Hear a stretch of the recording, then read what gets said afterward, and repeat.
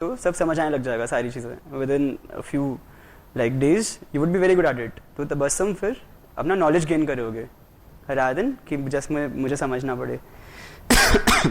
Sorry. सो economics में से I guess at least 13-14 कोई भी अगर ठीक से पढ़ के गया है पिछले एक लेट्स से, मैं मेंस के लिए हमेशा सजेस्ट करता हूँ कि अगर आपको लेट्स से 2017 में किसी को मेंस देना है तो आई वुड ऑलवेज सजेस्ट कि 2016 में अभी से स्टार्ट करो कम से कम, ताकि आपके पास 1 साल हो मिनिमम, 1-1.5 साल हो। तो अभी से प्री में भी अभी टाइम है, नेक्स्ट अब जून में है right. So there are at least 10 months, 10 महीने प्रीलिम्स के लिए एंड फिर 14 मंथ्स मेंस के लिए। अभी से ही न्यूज़पेपर पे बहुत ज़्यादा फोकस करो, focus a lot on the newspapers. Newspapers are the like the bread and the soul of this now of this paper. तो इसमें बहुत ज़्यादा आपको ध्यान देने की ज़रूरत है। Coming on the let's say government schemes पे आते हैं फिर हम। गवर्नमेंट स्कीम्स में मैंने आपको पहले ही बताया there are so many government schemes which has been asked and बहुत ही जो अच्छी बात है। डिस्ट्रिक्ट मिनरल फाउंडेशन का क्या रोल है? अभी नया एक माइंस का बिल आया था, तो माइंस के बिल को आपको मेंस के लिए तो पढ़ना ही पढ़ना है कि उस बिल में क्या है right. You need to know कि हमारी माइंस के सिस्टम में क्या दिक्कतें हैं जो अभी एग्जिस्टिंग लॉज हैं और हम नया लॉ क्यों ला रहे हैं। तो वही पूछा गया है कि यार डीएमएफ क्यों लाया है। बस it's such a good question कि आपको अंडरस्टैंडिंग होनी चाहिए, आपको पता होना चाहिए कि डीएमएफ क्यों आया है, उसमें कितना, उसके कुछ फैक्चुअल भी नहीं पूछा कि कितने % रॉयल्टी देनी है, ये भी नहीं पूछा है। बस ये पूछा डीएमएफ करता क्या है, दैट्स इट, वेरी इजी।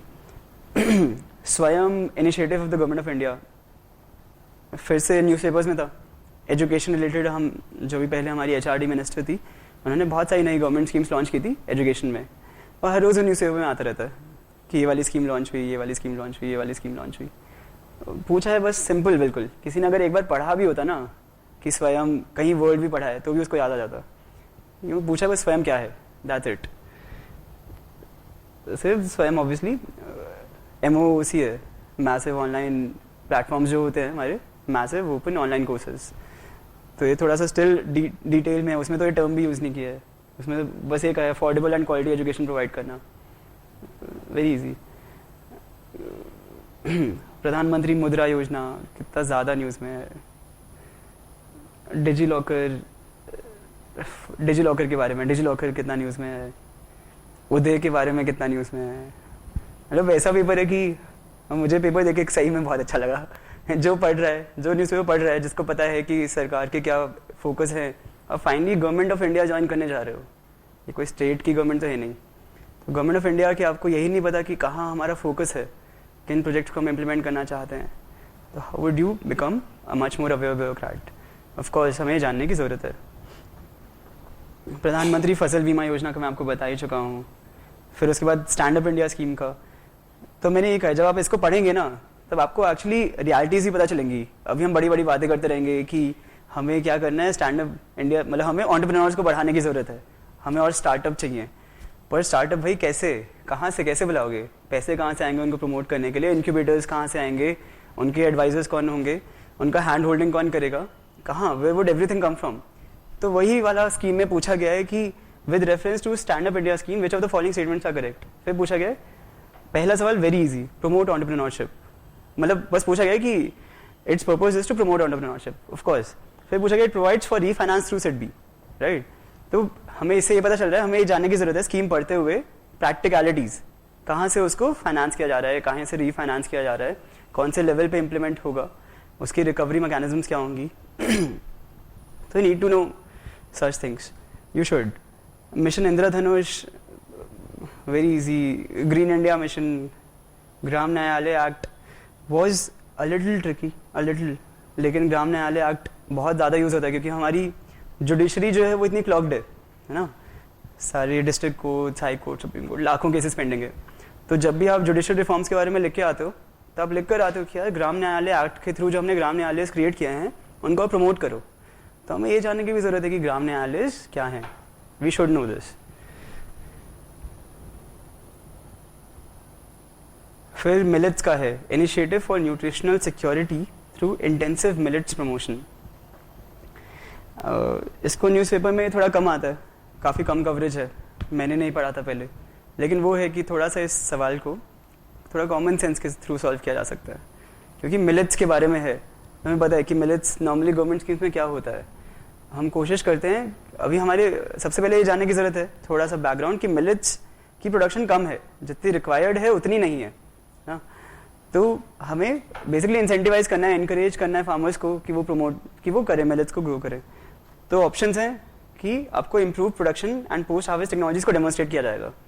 ये तो ऑफ कोर्स बहुत ज़रूरी है ही, ये हर स्कीम का पार्ट होता ही है नॉर्मली, ठीक है। मतलब मैं इसको गेस वर्क से बता रहा हूँ कैसे करना है इवन इफ नहीं आता तो।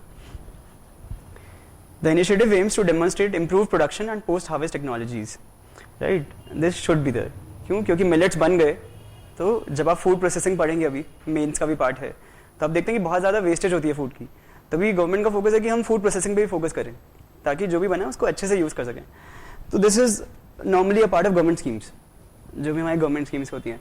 फिर सेकंड ऑप्शन है poor small marginal and tribal farmers have larger stake in this scheme. कि पुअर स्मॉल फार्मर्स जो हैं, ट्राइबल फार्मर्स हैं, हम उनको ज़्यादा इंपॉर्टेंस देंगे इस स्कीम में। जो भी आप फाइंड करेंगे कि मेजॉरिटी ऑफ द स्कीम्स में होता है, right, where a social welfare state, right, हम एक वेलफेयर स्टेट की तरह एक्ट करते हैं। And of course this is option जिसको आप मार्क कर सकते हो। The third option is objective of the scheme is to encourage farmers of commercial crops to shift to millet cultivation by offering them free kits of critical inputs of nutrients and micro irrigation equipment, right? So this again could be a possible option. तो आप वहाँ पे ऐसे guesses ले सकते हो, you can take guesses.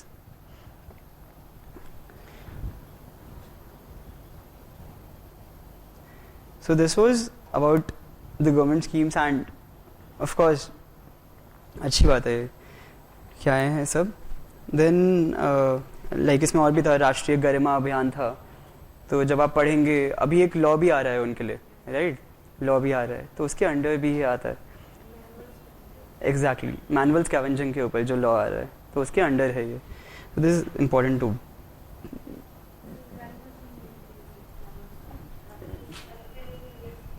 Exactly. तो अभी हमने जो गवर्नमेंट स्कीम्स देखी, कोई भी ऐसी गवर्नमेंट, कोई ऐसा नहीं था कि कोई फालतू स्कीम आ गई कहीं से। हर एक चीज़ जो किसी ना किसी सेक्शन के लिए बहुत इंपॉर्टेंट है, कोई स्मॉल एंटरप्रेन्योर्स के लिए ज़रूरी है, कोई स्टार्टअप्स कोई स्टार्टअप्स के लिए ज़रूरी है, कोई ऐसे ही जैसे मैनुअल स्कैवेंजिंग के लिए ज़रूरी है, स्कैवेंजर्स के लिए। तो every scheme has its own importance. जब तुम स्कीम्स के क्वेश्चन आएंगे तभी तुम स्कीम्स को ढंग से पढ़ोगे। मैंने बहुत ऑब्जर्व किया, स्टूडेंट्स नॉर्मली इग्नोर कर देते हैं कि हम स्कीम्स नहीं पढ़ रहे, स्कीम्स याद करके क्या करेंगे। So this not the correct way. Coming now to one of the थोड़ा जो डिफ़िकल्ट पार्ट है पेपर का, एनवायरनमेंट और इकोलॉजी। मतलब मोस्टली अगर लोग अटकते हैं तो यहाँ पर अटकते हैं, क्योंकि यहाँ पे करंट अफेयर से भी निकालना क्वेश्चंस डिफिकल्ट है। पहले वाले इकोनॉमिक्स और करंट अफेयर्स हमने देखा बहुत आसान है, right. The next thing comes to environment में। Let's start with the questions with reference. First question is with reference to an initiative called the Economics of Ecosystem and Biodiversity, TEEB. Which of the following statements are correct? So it's an initiative hosted by UNEP, IMF, World Economic Forum. So basically, the point is, अगर किसी ने नहीं पढ़ा है TEEB के बारे में, the Economics of Ecosystem and Biodiversity के बारे में, तो ये फर्स्ट स्टेटमेंट को आइडेंटिफाई करना बहुत मुश्किल है कि ये इनिशिएटिव है या नहीं है, यूएनईपी, आईएमएफ और वर्ल्ड बैंक का। अगर नहीं पढ़ा है तो नहीं पता ना हमें कौन कर रहा है कौन नहीं कर रहा है, तो इसमें थोड़ा गेसवर्क हो जाएगा। But second and third statements नाम से ही फॉलो करिए, बिल्कुल। नाम है economics of ecosystem and biodiversity. तो हम बेसिकली क्या कर रहे हैं, हम जानना चाहते हैं कि जो हमें इकोसिस्टम सर्विसेज मिलती हैं उनकी वैल्यू क्या है। कौन सी मैं इकोसिस्टम सर्विस को ख़त्म कर दूंगा तो मुझे कितना लॉस होगा। बेटर अकाउंटिंग करने की ज़रूरत है, मतलब एग्जैक्टली पॉलिसी मेकर्स को बताने की ज़रूरत है कि आप ये कर रहे हो, अगर आपने ये पेड़ काट दिया अपना ये बिल्डिंग बनाने के लिए तो इतना लॉस हो रहा है आपको इकोनॉमिकली।